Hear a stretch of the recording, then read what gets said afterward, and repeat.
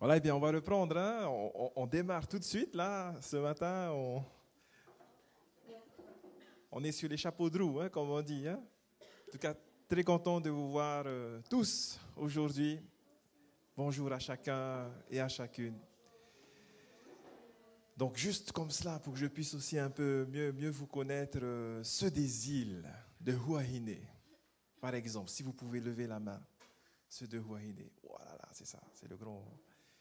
Dieu vous bénisse. Aujourd'hui, je me rappelle, hein, il avait pris la parole pendant notre session là, avec notre président de l'AGC, la conférence générale. Tu avais bien parlé d'ailleurs, tu avais porté bien haut. Réatea, bien sûr, aussi. Et puis, Tahiti, le reste, hein, Moria également, je pense. Voilà, très content de vous voir encore une fois. Soyez les bienvenus à nouveau ici dans votre maison, la maison de notre Dieu. On a eu un beau cours tout à l'heure. Hein. Alors, j'essaie à chaque fois de rester avec vous au maximum. Et donc, j'avais bien apprécié ce qu'avait dit tout à l'heure notre pasteur Gillot. Ça m'a rappelé aussi des enseignements reçus à Collonges. Marcel Fernandez, que vous entendez des fois à la radio LVDL, sous le surnom de Christophe Selmar. Il aimait bien nous dire... On pense à lui parce qu'il s'est reposé entre les mains de notre Dieu maintenant, avec son épouse aussi. Eh bien, il aimait bien dire à Collonges, le plus grand des commandements, alors c'est le cours que vous avez eu avec Pasteur Gillot, le plus grand. Alors c'est tu aimeras l'Éternel ton Dieu, mais juste avant ça, c'est Deutéronome 6,4. Écoutez. La relation d'aide, il faut écouter. Écoute. Israël, Klaus, Basili, Josiade, Tommy, nous tous, écoute, l'Éternel, notre Dieu, l'Éternel est un. Et après, voilà, le commandement commence, tu aimeras l'Éternel, ton Dieu, de tout ton cœur. Donc voilà, merci à notre frère, pasteur Gillot, pour ces cours-là, et puis le pasteur Wilfried aussi tout à l'heure, bien sûr. On va continuer, si vous voulez bien, notre aventure là avec les sciences et puis la Bible. Peut-être une petite prière comme cela. Avant de commencer. Notre Dieu, notre Père, merci tout simplement de nous avoir permis d'être ici, dans cette église, dans cette maison qui est la tienne, afin de pouvoir partager ensemble sur ta parole, sur toi, sur ce que tu es. Aussi Seigneur, pour cela, donne-nous tout simplement ton esprit, pour que ton Saint-Esprit puisse nous éclairer, puisse nous donner l'intelligence, la clairvoyance, afin de garder tout cela et de surtout les mettre en pratique après dans nos églises respectives, pour ta gloire et pour l'édification de ton Église. C'est notre prière, bénis-nous avec nos familles, avec nos foyers. Au nom de Jésus, notre Sauveur bien-aimé, nous te demandons tout cela. Amen. Voilà, donc c'est pour aujourd'hui, après avoir vu hier l'archéologie, l'histoire, et puis lundi, donc la paléologie, la préhistoire, etc. Pour aujourd'hui, pour ce matin, la psychologie un petit peu. Et donc, une première question comme cela pour démarrer notre partage. La psychologie avait dit dernièrement, et ça avait fait l'objet de la une, de la dépêche, pour ceux qui se rappellent un petit peu, en l'année 2011 ou 2012. Mais bon, celui qui était en une, c'était le prêtre catholique qui ressemble à Jésus, là. Vous voyez ce prêtre-là, longs cheveux, voilà, le Père Christophe. Mais on était aussi donc intervenus dans ce grand dossier avec un petit encadré, nous, Église adventiste. Et donc la question qui était débattue dans ce dossier-là, à la dépêche, c'était la théorie du genre, du gender. La théorie du gender. C'est psychologique, ça, c'est de la psychologie. Qu'est-ce que c'est ? Enfin, pour résumer, et après, je vais vous donner la parole, vite fait, pour introduire un petit peu. Qu'est-ce qu'elle dit, cette théorie ? Écoutez bien, on ne naît, verbe naître, naissance. On ne naît pas homme ou femme, on le devient. Je répète, on ne naît pas homme, on le devient. C'est-à-dire, quand nos sœurs qui sont mamans, et puis nous aussi les papas, hein, quand on a célébré à un moment donné la naissance de nos enfants, quand bébé fils là, ou bébé fille est sorti du ventre de nos épouses, hein, quand on a vu l'accouchement, en fait, ce n'était pas un homme. Il a fallu attendre des années, quelques années après, pour qu'il soit vraiment un homme. Alors, qu'est-ce que vous en pensez? Est-ce que c'est biblique?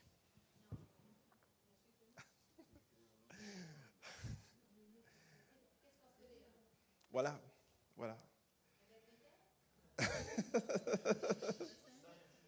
Un singe, exactement. Et comme par hasard, ces espèces simiesques hein, sont appelées des homo, enfin bref, voilà, homo habilis, homo erectus. C'est une nouvelle race, hein, une nouvelle espèce, homo sapiens, hein, pour nous. Tout à fait. Alors, vite fait, Genèse, hein, retrouvez parce que malheureusement, je n'ai plus ma page du chapitre 1 dans ma Bible. Il faut que je photocopie et que je scotche, voilà, que je colle. Le 1, 2, 3 a disparu après des années d'efforts. C'est une Bible martyre, hein, elle a été martyrisée, mais elle va ressusciter. Amen. Voilà, donc Genèse 1, verset 26, je crois, si je ne me trompe pas, ou le verset 27. 26, ma sœur. Je te donne. Puis Dieu dit, faisons l'homme à notre image, selon notre ressemblance, et qu'il domine sur les poissons de la mer et les oiseaux du ciel, sur le bétail, sur la terre et sur tous les reptiles qui rampent sur la terre. Dieu créa l'homme à son image, il le créa à l'image de Dieu, il créa l'homme et la femme. Vous voyez ce verset-là? Quand vous regardez bien, dans ce verset, on a tous les éléments. On a le terme homme, faisant l'homme, hébreu Adam. Et puis après, nous avons aussi les deux termes, mâle et femelle. Et quand vous regardez bien à quel moment M ou quel temps T ça s'est passé, là même, lorsque Dieu a créé Adam puis Ève. C'est-à-dire à ce moment-là précis, c'était un homme, un mâle pour Adam, et puis une femme, pour Ève. C'était à ce moment-là exactement. Hein. On n'a pas attendu des années pour que Adam, après avoir vraiment bien analysé la situation biologique de ce qu'il était, a finalement décidé qu'il était un homme. Non, ça s'est fait vraiment à ce moment-là, très précisément. Retenez bien ce verset. D'ailleurs, j'avais dit à un moment donné, juste comme ça, une parenthèse, pour bien montrer hein, l'unité, l'union entre Adam et Ève, l'homme et la femme. En hébreu, dans le chapitre 1 et le chapitre 2, il y a une différence au niveau des termes, des mots. Parce que, oui, amen, amen ma sœur. Parce que dans le 1, on n'a pas ce que vient de nous dire notre sœur. On n'a pas Isha et Ish. Ish qui est homme, et puis Isha, la femme. C'est Adam qu'on a hein, dans le chapitre 1. Et si on doit traduire en français correctement hein, le jeu de mots qu'il y a, il faudrait traduire Adam, qui veut dire terreux, qui vient de la terre. Adama, c'est la terre. Adama, Adam. Parce que Adam est tiré de la terre. Alors c'est pour ça que Chouraki, dans sa Bible, dans sa version, a traduit Adam par le glébeux, la glèbe, hein? Le glébeux, ou on peut dire le terreux, celui qui vient de la terre. Par contre, pour traduire le jeu de mots du chapitre 2, Isha, Isha, vous voyez, hein? Ish, Isha, juste un A. Le A féminise le Ish. Vous suivez, hein? Pour traduire en français, on aurait dû peut-être traduire par cette manière-là. Et Dieu fit l'humain et l'humaine, avec un E. Un E à la fin. Mais c'est quasiment le même mot. Humain, humaine. Dieu fit l'humain et il fit l'humaine. Ève alors. Hein? Mais c'est ce même jeu qu'on a en fait dans le texte hébreu. Hein? Et c'est pour vous dire aussi l'importance de la femme. Je m'arrêterai là. Je n'irai pas plus loin. Parce que l'homme en lui-même, finalement, le Ish quoi, hein? L'homme en lui-même n'existe que grâce à la création finalement, d'Ève. Hein. C'est là qu'on a ce mot-là, quand on a le chapitre 2, la création de la femme. Je referme la parenthèse. Donc voilà, on va voir ensemble un petit peu ce que la psychologie là, dit hein, concernant les grands héros, les grands personnages de la Bible. Et donc pour aujourd'hui, on va essayer simplement de voir ensemble Moïse d'abord, les prophètes globalement, hein, en globalité, et puis bien sûr en dernier après, notre Seigneur bien-aimé Jésus. Alors, quelques ouvrages, je vais les présenter au fur et à mesure. Hein. Pour Napoléon tout d'abord, pour Moïse tout d'abord. Napoléon, c'est à cause de ce que je viens de voir sur le livre. Ah là là. Pour Moïse tout d'abord. Donc dans ce livre, la naissance de Dieu. Je vais vous donner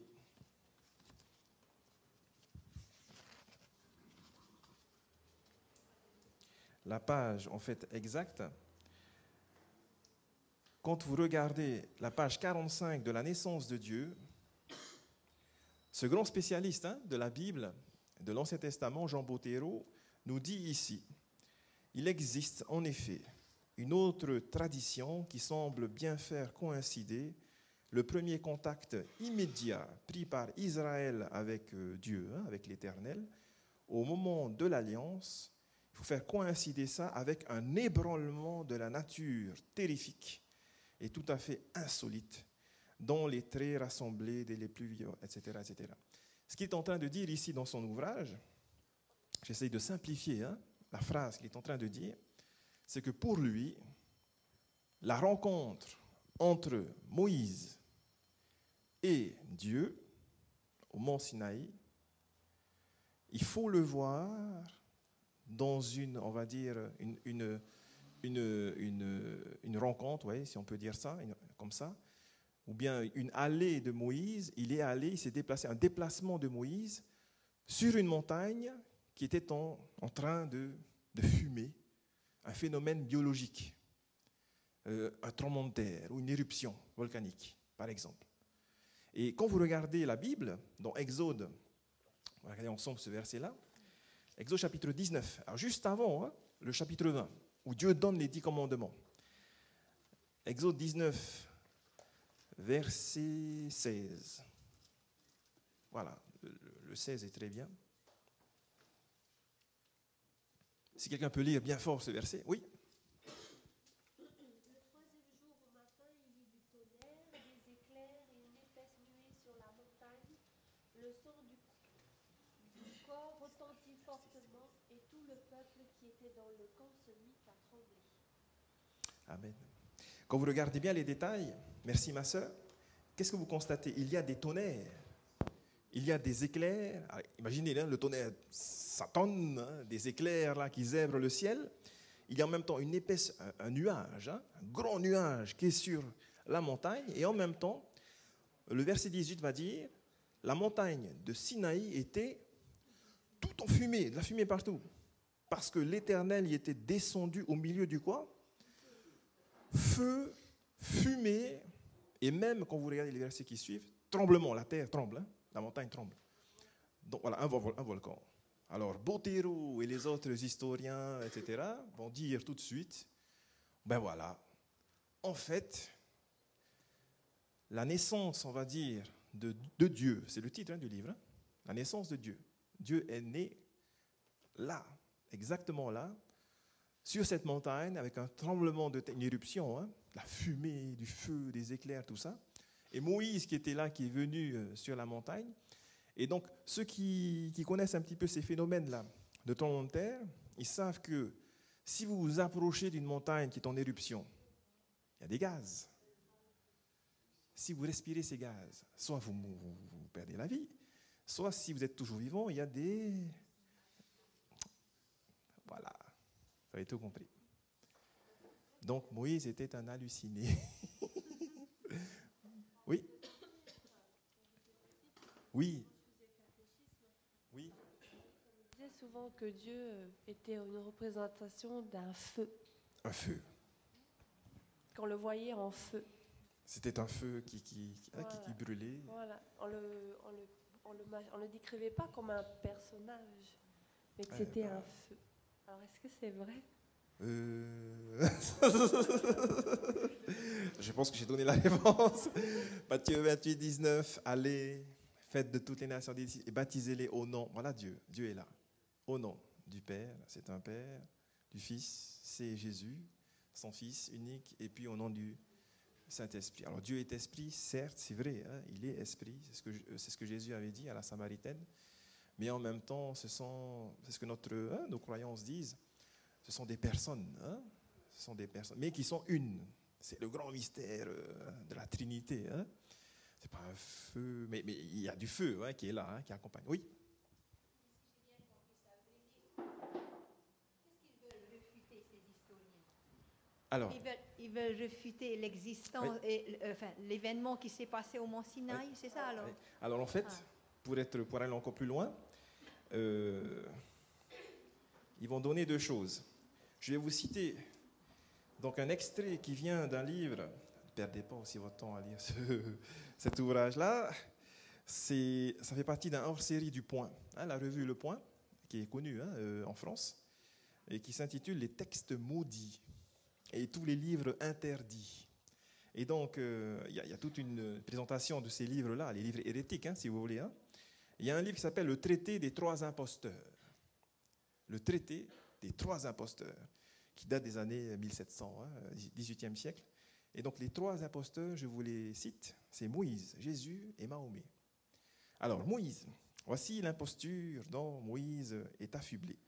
Le célèbre Moïse, petit-fils d'un grand magicien, au rapport de Justin Martyr, s'étant rendu chef des Hébreux que l'on chassa d'Égypte par édit parce qu'ils infectaient tout le pays de rogne et de lèpre dont ils étaient gâtés, fut un de ceux qui usèrent avec le plus d'adresse de ce stratagème. Après 6 jours de marche dans une pénible retraite, il commanda à ces misérables bannis de consacrer le 7e jour par un repos public. Il leur fit croire, hein, voilà, c'est la réponse à ta question, il leur fit croire que Dieu, lui étant apparu, que c'était par son ordre qu'il prenait leur conduite. Et je termine, il fit en leur présence quelques tours subtils qu'ils prirent pour des miracles. Moïse, alors c'est européen, c'est un groupe d'athées. Voilà. Ils n'ont pas signé, je pense qu'ils ont eu raison, parce que sinon ils se seraient retrouvés à la Bastille. Mais voilà, à l'époque c'était comme ça. Hein, c'est pour ça qu'on fête le 14 juillet, hein, la fin de la Bastille. Et donc voilà, vous avez compris. Ces scientifiques, enfin ces gens-là, en tous les cas, disent que Moïse, il a existé, d'accord, hein, il a existé, mais en fait, qu'est-ce qui s'est passé? C'est un magicien. Premièrement, c'est vrai qu'il a été instruit hein, dans la sagesse des Égyptiens. Après, il s'est enfui dans le désert de Madian. Et c'est vrai que dans ce désert de Madian, on a des montagnes qui sont très volcaniques. Il y a souvent hein, des tremblements de terre, du feu, etc. Et donc, eux disent, voilà, un jour, une de ces brebis s'est égarée, exactement comme dans Exode 3. Il s'est approché, mais il y avait quoi? Des gaz. Et donc, en respirant tout cela, il a cru que le buisson brûlait, qu'il y avait une voix qui lui parlait, qui lui disait « Va en Égypte, ramène les Hébreux. » Et comme bon, il connaît des tours de magie, il y va, il arrive à faire peur aux Égyptiens, et puis il prend le contrôle des Hébreux. Ça, c'est la première attaque contre Moïse. Pour la seconde, alors c'est la revue Le Monde des religions. Si vous pouvez aussi d'ailleurs hein, vous en procurer parfois, n'hésitez pas, hein, c'est une revue excellente. C'est Le Monde, vous voyez le journal Le Monde, mais spécialisé pour tout ce qui est religieux. Ils ont appelé ça Le Monde des religions. Et donc dans cette revue de mai-juin 2012, il y a un an, qui s'intitule Psychologie et religion, c'est le titre, hein. Qu'est-ce qu'ils disent à l'intérieur concernant cette fois-là les prophètes, hein, donc c'est la deuxième catégorie en fait qui nous intéresse. Donc ils vont appeler ces gens-là les mystiques, les fous de Dieu. Les prophètes. Les prophètes sont des gens qui normalement voient quoi? Dieu, des visions. Hein? Et donc, Ellen White, par exemple, vous vous rappelez le documentaire d'hier matin, que j'ai bien apprécié aussi. Qu'est-ce qui se passait quand Ellen White avait des visions? Vous vous rappelez un petit peu les phénomènes? Oui, inconscient. Elle ne respire pas. Ouvert, les yeux, grand ouvert. Mais elle ne bouge pas. Hein. Si elle tenait un livre lourd, là, ben, elle continue de tenir sans aucun problème, hein, pas de crampes, rien du tout.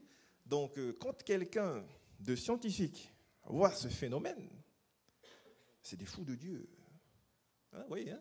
Que ce soit Daniel ou Ézéchiel, ces grands prophètes qui ont été pris par Dieu, hein, transportés, ont eu des visions. C'est ce qu'ils disent ici dans cette revue, des fous de Dieu. Voilà, c'est eux qui le disent. Après, on va apporter les réponses. Hein. On laisse parler d'abord la science. Et après, on apporte la Bible. C'est notre formation, hein. Bible et science. Oui, mon frère.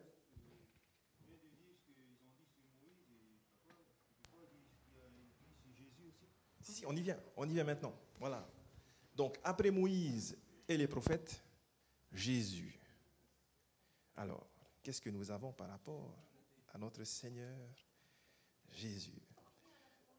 Oui, Moïse, c'est ce qu'on avait dit tout à l'heure, hein, l'argument par rapport à Moïse. Après, maintenant, nous sommes au niveau des prophètes. Et puis après, on va aller maintenant à Jésus. Et donc, pour notre Seigneur Jésus, vous avez en fait Philippe au gendre.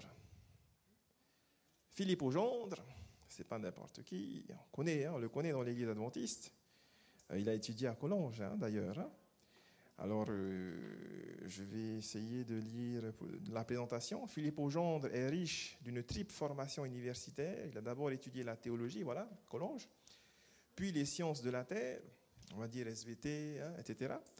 Et enfin, la psychologie différentielle. Donc, professionnellement, il a acquis une solide expérience par des années d'enseignement, de travail pastoral en France, etc. Journaliste, il a été rédacteur en chef de la revue Vie et Santé, hein, Vie et Santé. Lecteur avide, il s'est consacré ces dernières années aux questions d'éthique. Voilà, pasteur retraité de l'Église adventiste, c'est lui.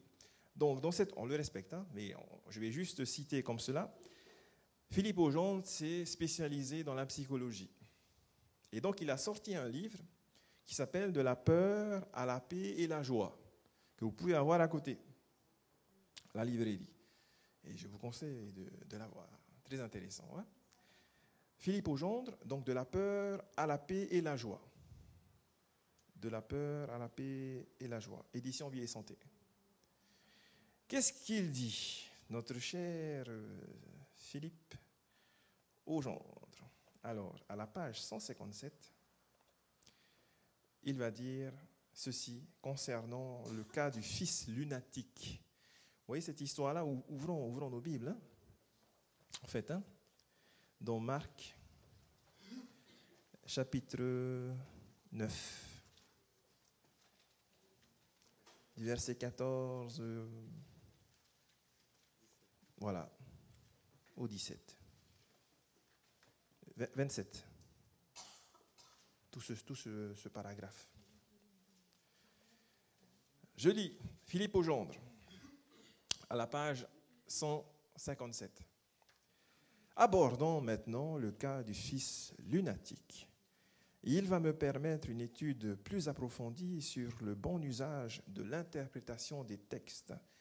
L'explication que j'ai soutenue en parlant d'un cas très vraisemblable d'épilepsie pourra paraître contestable à certains.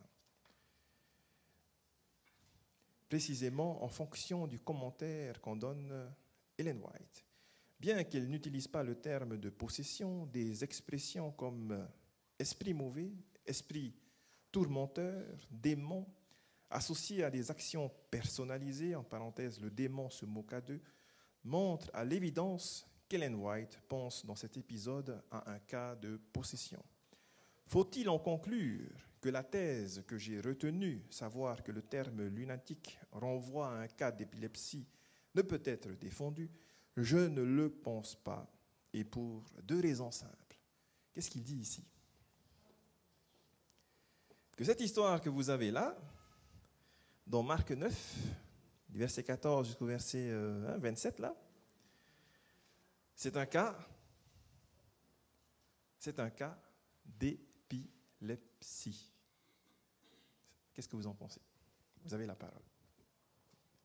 Est-ce que c'est un cas d'épilepsie et non pas un cas de... Voilà, le dilemme est là. Hein? Épilepsie ou possession? C'est ce qu'il est en train de dire ici.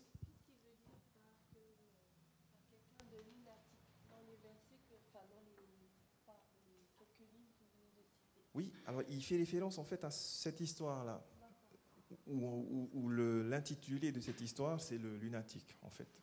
Le fils lunatique, hein, guéri par Jésus. Vous en pensez quoi? Est-ce que c'est un cas d'épilepsie? Parce que si vous regardez bien les versets, c'est quoi dans les versets là? Dès que la foule vit Jésus, elle fut surprise et on a couru pour le saluer. Il leur demanda, sur quoi discutez-vous avec eux? Et un homme de la foule lui répondit, Maître, j'ai amené auprès de toi mon fils, qui est, alors regardez les versets, hein, possédé d'un esprit muet. En quelques lieux qu'il le jette par terre, l'enfant écume, grince des dents et devient tout raide. J'ai prié tes disciples de chasser l'esprit, ils n'ont pas pu. Réponse de Jésus, il y a beaucoup d'humour hein, chez Jésus. Hein. Race incrédule, leur dit Jésus, jusque à quand serai-je avec vous? Jusqu'à quand vous supporterai-je? Amenez-le-moi. On lui amena, et aussitôt que l'enfant vit Jésus, l'esprit, hein, voyez les mots, hein, c'est quoi qui agita l'enfant selon le verset? C'est l'esprit.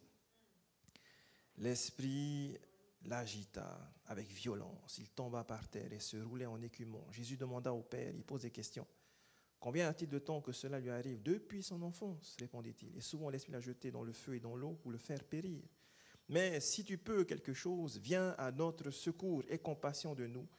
Jésus lui dit, si tu peux, tout est possible à celui qui croit. Aussitôt le père de l'enfant s'écria, je crois, viens au secours de mon incrédulité. Jésus, voyant accourir la foule, menaça qui? L'esprit impur, en disant, il lui dit quoi? Esprit sourd et muet, sort. Voilà, ça c'est l'histoire de la Bible. Maintenant, ce monsieur, notre frère bien-aimé, aimé on va dire, dit que c'est un cas d'épilepsie. C'est pas une position. Vous en pensez quoi? Est-ce que ça veut dire peut-être que le cas d'épilepsie est une possession? On ne sait pas. C'est parce que si c'est vrai, si l'un d'eux dit, enfin, si c'est un de nos frères qui dit ça, je me dis qu'il faut vraiment faire attention à lire les bouquins hein, de chez nous. Hein. Tout à fait. Examinez toutes choses, mais retenez ce qui est bon. Hein.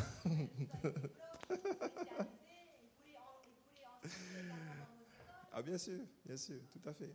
Voilà. Ça c'est l'avis de notre sœur. Et les autres. Vous en pensez quoi? Qui a raison dans cette histoire? Comment on fait pour savoir la vérité hein? Ah franchement, là, on a un grand... Amen. 17, c'était notre... Tu as bien retenu. Amen. Voilà, c'est ça.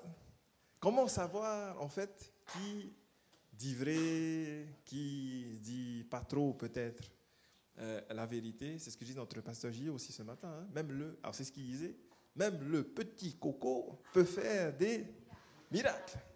Ne vous fondez jamais, ne vous basez jamais sur les miracles, premièrement, sur les hommes, deuxièmement, mais sur quoi? Est-ce qu'il faut fonder notre foi? Ésaïe 8:20, c'est ce qu'Ellen White a toujours répété dans la tragédie des siècles. Deux choses. À la loi. Premièrement, la loi, donc la Bible, en fait, simplifier, expliquer le texte. À la loi et au témoignage. La loi, c'est la Bible. Témoignage, c'est quoi? C'est l'esprit de prophétie.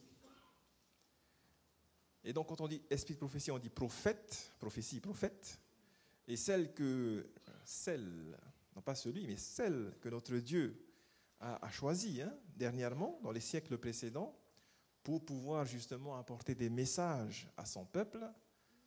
Celle que Dieu a choisie s'appelle Ellen White. Ellen White. Donc, pour avoir un avis clair et juste sur cette question-là, il faudra regarder la Bible, bien sûr. C'est ce qu'on vient de faire, en fait. C'est pour ça que j'ai pris le temps de lire ces versets-là. Et puis, il faut regarder aussi ce que dit l'esprit de prophétie.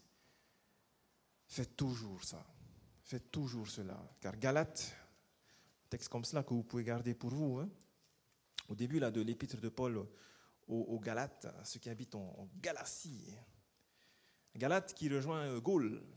C'est des gens qui appartiennent à la même race que les Français, hein, les Galates. C'est pour ça qu'on dit Galates, ils viennent de la Gaule. Donc quand vous prenez Galates chapitre 1, verset 6, jusqu'au verset 9,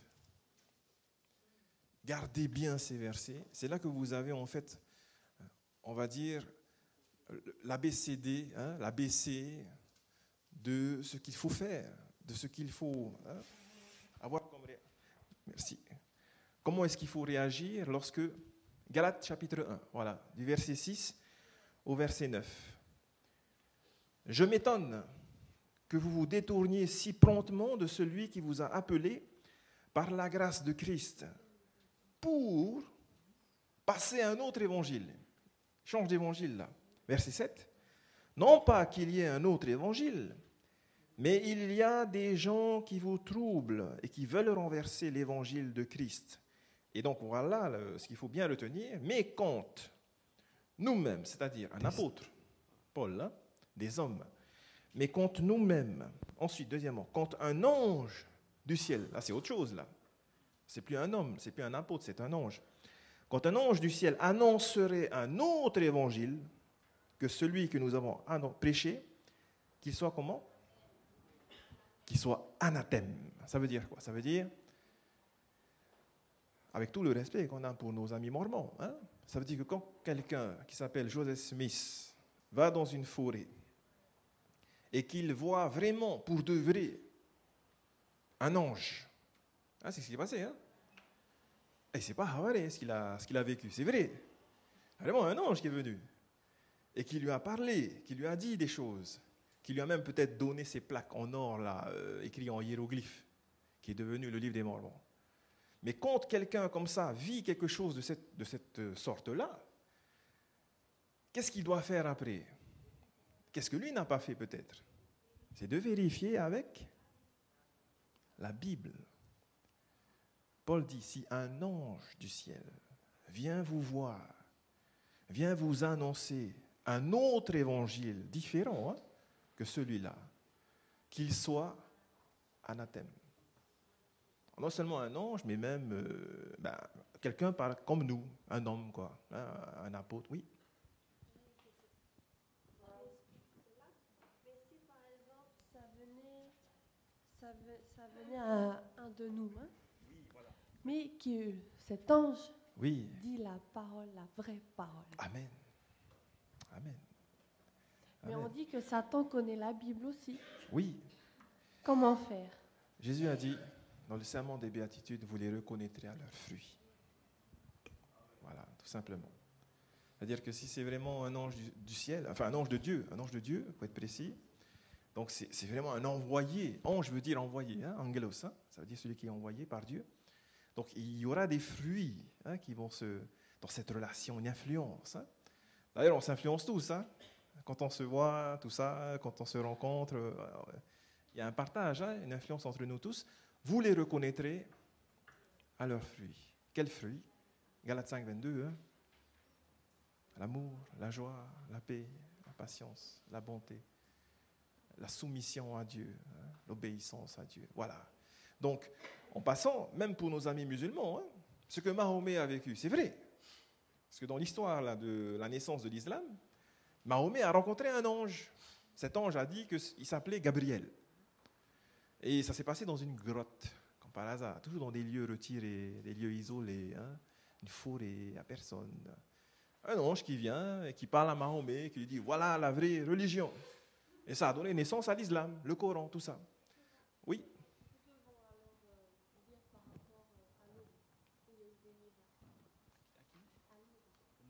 À Lourdes.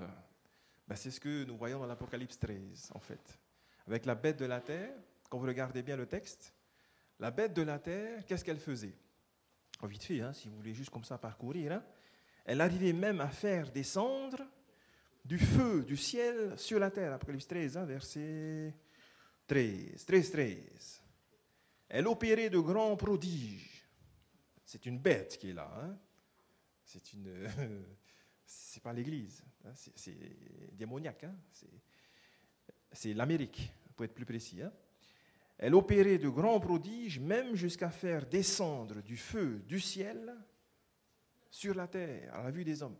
Dans la Bible, donc ça veut dire que les forces qui sont avec l'ennemi, hein, avec le diable, peuvent faire des choses. Un petit rappel, actuellement on est en train de lire le livre, tous les jours, là, un chapitre.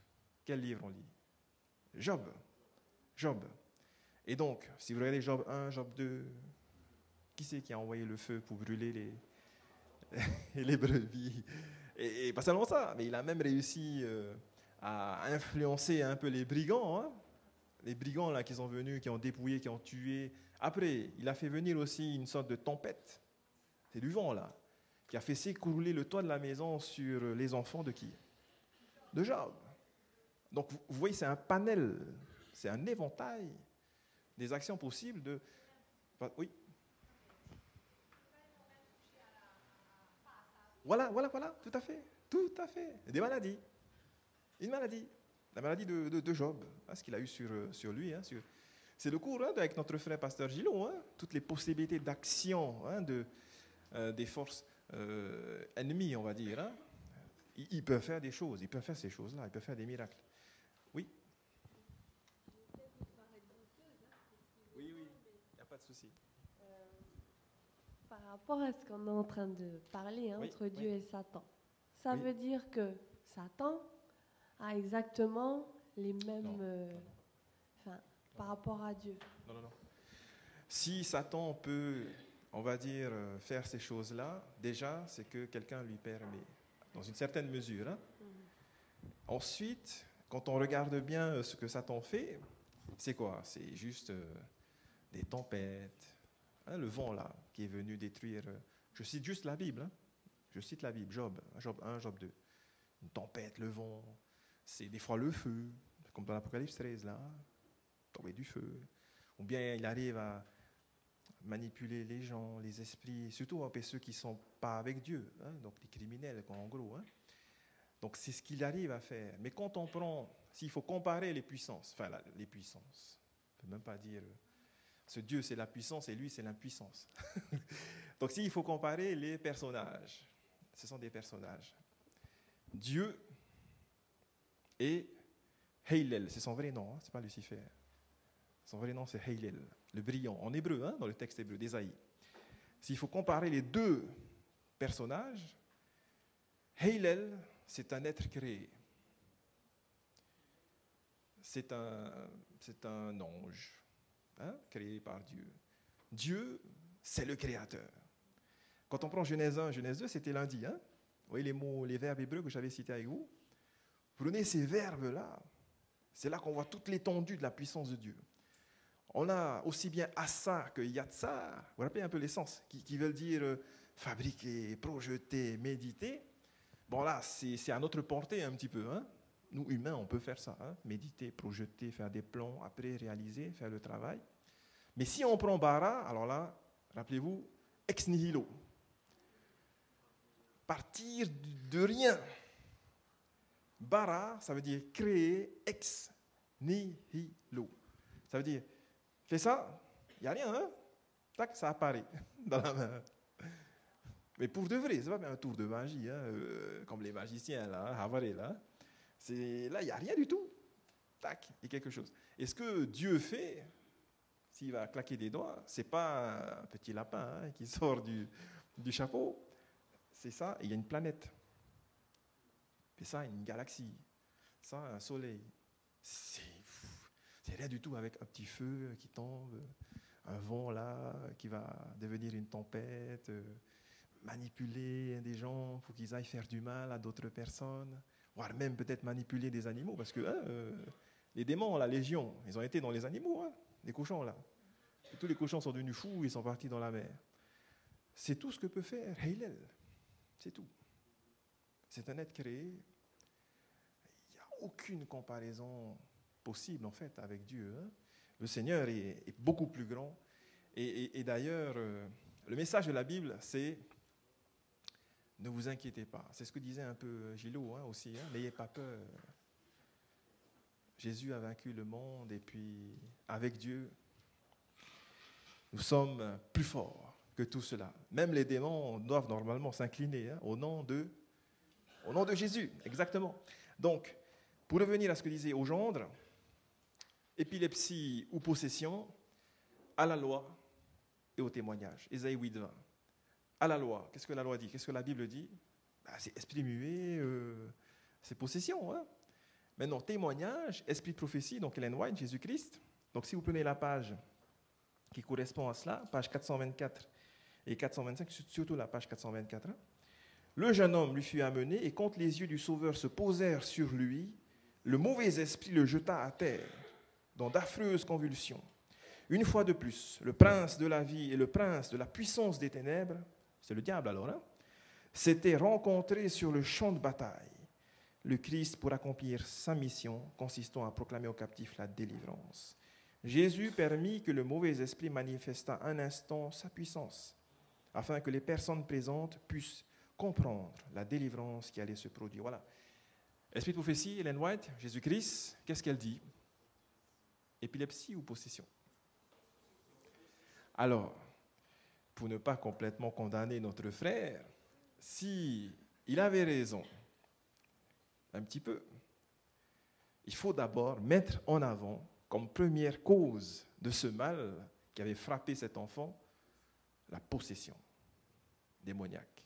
C'est ce que la Bible dit, c'est ce que l'esprit de prophétie dit. Après, en second lieu, voilà, peut-être que le démon a utilisé cette maladie, ce mal qu'on appelle l'épilepsie, pour, et non pas payer. Vous voyez ce que je veux dire, hein? Inverser, hein? Dire, ah non, il n'y a pas de possession, c'est une épilepsie. En fait, les mots là qui sont dedans, il faut les comprendre d'une autre manière, ce n'était pas vraiment esprit. Non, là, c'est pas vraiment comme ça. Hein? Dans notre foi à nous, c'est d'abord la Bible, après l'esprit de prophétie, on se base dessus pour vraiment établir notre foi, notre croyance. Voilà. Puis après, bien sûr, pour aller à Moïse, on termine. Hein? Oui. Mais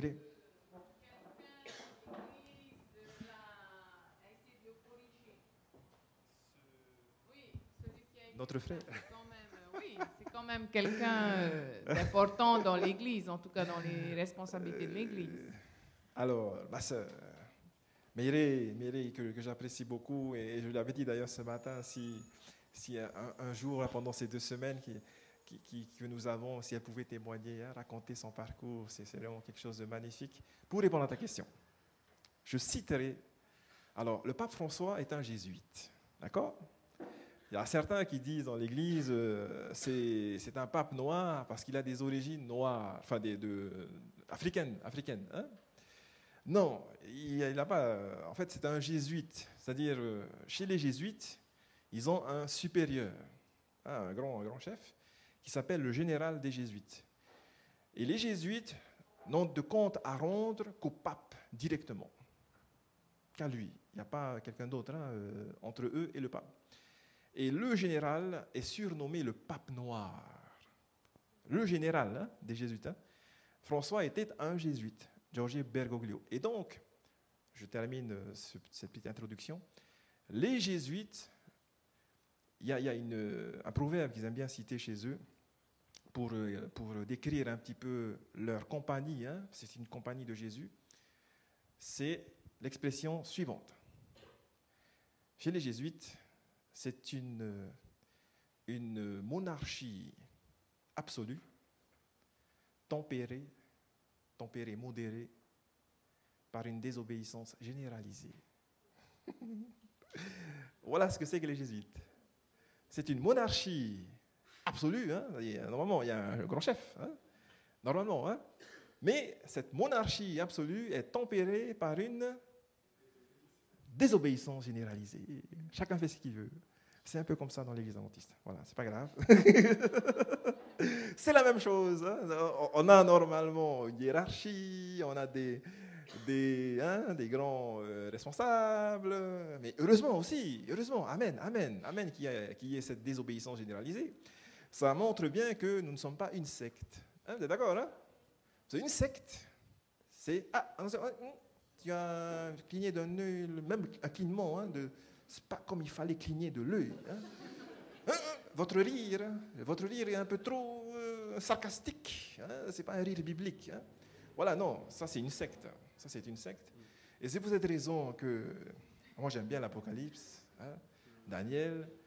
C'est pour ça que l'Apocalypse, ma sœur, dans l'Église adventiste, on a autant d'explications de l'Apocalypse que de jours de l'année, que de jours de l'année. Combien de jours dans l'année? Voilà, ben, on a autant d'explications de... Et chacun va dire, c'est moi qui ai raison. Et l'autre va dire, ah non, non, non, il a tort, hein, c'est moi qui ai raison. Voilà, bon, ça, c'est pas gênant, hein, c'est pas gênant. L'essentiel, c'est que nous avons des dogmes, hein, des croyances qui sont fondamentales, qui sont des fondements, qui, eux, ne changent pas et ne sont pas sujets à des interprétations divergentes. Hein. On en a en tout combien? Rappelez un petit peu le nombre de croyances. 28. Oh là là, on en a 28 aujourd'hui. Et donc ça ne change pas. Là, si tu parles, enfin si tu émets un avis différent, bon là c'est autre chose. Maintenant, pour dire épilepsie ou bon, hein, vous voyez, hein, dire que la bête de la mer, hein, c'est Néron ou c'est autre chose, voilà, c'est pas important. Maintenant, je termine avec peut-être Moïse et puis les prophètes. J'aimerais juste citer par rapport à l'accusation qui est faite à Moïse, qu'il était un halluciné, hein, qu'il était peut-être aussi un magicien. Je vais citer Tacite, l'historien romain, hein, dans son livre 5e. Qu'est-ce qu'il dit ici? Donc il va parler de cette histoire de l'Exode. Hein, et donc il va dire, au chapitre 3, la plupart des auteurs s'accordent à dire qu'une maladie contagieuse qui couvrait tout le corps de souillure s'étant répandue en Égypte, le roi Bokhoris en demanda le remède à l'oracle d'Amon et reçut pour réponse de purger son royaume et donc de transporter sur d'autres terres comme maudits des dieux tous les hommes infectés. On en fit la recherche et cette foule misérable, jetée dans un désert, pleurait et s'abandonnait elle-même lorsque Moïse, un des exilés, leur conseilla de ne rien espérer ni des dieux ni des hommes, qu'ils avaient également renoncé, mais de se fier à lui comme à un guide céleste, le premier qui jusque-là lui a apporté quelques secours à leur misère. Ils y consentirent, etc., etc. Quand on regarde bien la suite de ce que Tacite raconte par rapport à Moïse, hein, à l'histoire de Moïse dans le désert et des Hébreux, donc c'est un Romain, Tacite, un Romain qui n'est pas chrétien, qui n'est pas israélite, mais qui raconte dans son livre d'histoire pour Rome, pour les Romains, ce qui s'est passé avec Moïse. Qu'est-ce qu'il dit ici? Est-ce qu'il parle d'un Moïse qui a vu une montagne en feu, qui était halluciné, drogué, ou bien un Moïse magicien, hein, qui a fait des tours là, de magie pour manipuler les enfants d'Israël? Pas du tout. Ici, Tacite nous dit qu'il y a eu des gens qui sont sortis d'Égypte à cause de maladies. Alors c'est là où il faut faire le lien avec les plaies. Rappelez les plaies, hein? Les plaies d'Égypte. Il y avait des maladies qui avaient frappé les Égyptiens. Et après, l'histoire, Tacite dit qu'ils ont eu un chef qui les a guidés, qui les a accompagnés, il s'appelait Moïse. Donc c'est exactement ce que l'Exode nous dit ici. Donc l'accusation portée contre Moïse, hein, d'être un halluciné, ne tient pas la route. Ne tient pas la route. En plus de cela, est-ce qu'il était un magicien? Tacite aussi nous dit il n'y a pas eu de tour de magie utilisé. Bien au contraire. Et puis après, bien sûr, par rapport à l'exorcisme, ce que nous pouvons retenir également, c'est ce que disait notre frère Gillot, le pasteur Gillot, je pense que ce sera le cours qui va suivre, hein. La science, et surtout la culture occidentale, la culture européenne, en France par exemple, hein, en Europe. Hein. Je l'ai vu à Collonges. La première année, je suis arrivé, je m'étais lié d'amitié avec un élève qui sortait, hein, 4e année, donc il présentait son mémoire, un Martiniquais, des Antilles, un black. Et donc, sans mémoire, qui a fait sourire tout le monde, hein, tous ceux qui étaient là-bas. C'était quoi? Le sujet de notre frère Gillot, l'exorcisme. Mais ça rigolait, hein? tous nos amis, nos frères européens qui étaient là, dans l'amphithéâtre, l'auditoire de l'auditorium de Collonges, ils rigolaient, quoi, ils rigolaient parce que la culture occidentale, quand on parle de phénomènes là, de possession, pour la culture occidentale, il faut d'abord regarder la maladie, épilepsie, problème mental, voilà, tout ça, quoi. C'est pour cette raison que, pour aujourd'hui, ce que j'avais voulu partager avec vous, c'est quoi? C'est qu'il faut se méfier. Voilà, il faut, c'est vrai, examiner tout. Hein, la psychologie, la psycho, c'est pas tout faux. Hein, mais en même temps, il faut être très, très prudent. Voilà, dans ce que la psychologie nous avance hein, comme réponse. Hein. Et puis maintenant, juste pour terminer avec les prophètes, est-ce que les prophètes sont des fous de Dieu, des gens qui sont en transe, hein, qui étaient aussi des hallucinés? Je vous ramène simplement à Ésaïe, à Daniel, hein, on verra cela ensemble demain. Ces gens-là, s'ils étaient des hallucinés, comment auraient-ils pu voir tous ces événements qui se sont exactement réalisés dans l'histoire? Ce n'est pas possible. Parce que la preuve, la démonstration, hein, pour dire si quelqu'un est un halluciné hein, ou quelqu'un de sérieux, c'est quoi? C'est de vérifier si ces dires se sont réellement réalisés. Or, c'est le cas pour tous nos prophètes. Autrement dit, encore une fois, 2 Timothée 3,16, Jean 17, 17, elle avait dit tout à l'heure, nous pouvons faire confiance à la Bible. Moïse était vraiment un homme choisi par Dieu pour pouvoir guider son peuple. C'est Dieu lui-même qui s'est révélé à Moïse. Ensuite, tous ces prophètes, Ésaïe, Jérémie, Ézéchiel, Daniel, Osée, Joël, jusqu'à Zacharie, Malachie, c'était réellement hein, des gens aussi choisis par Dieu. Ils ont vu des choses. Ils nous ont laissé des messages. Et enfin, Jésus est vraiment Dieu, est vraiment le Fils de Dieu. Il a vraiment fait des miracles. Ce n'était pas un cas d'épilepsie. Au contraire, il a vaincu le mal, il a vaincu les démons, il a guéri ce fils lunatique. Dieu vous bénisse. Très bonne journée à vous. Je vais suivre le cours qui suit. Hein. À bientôt.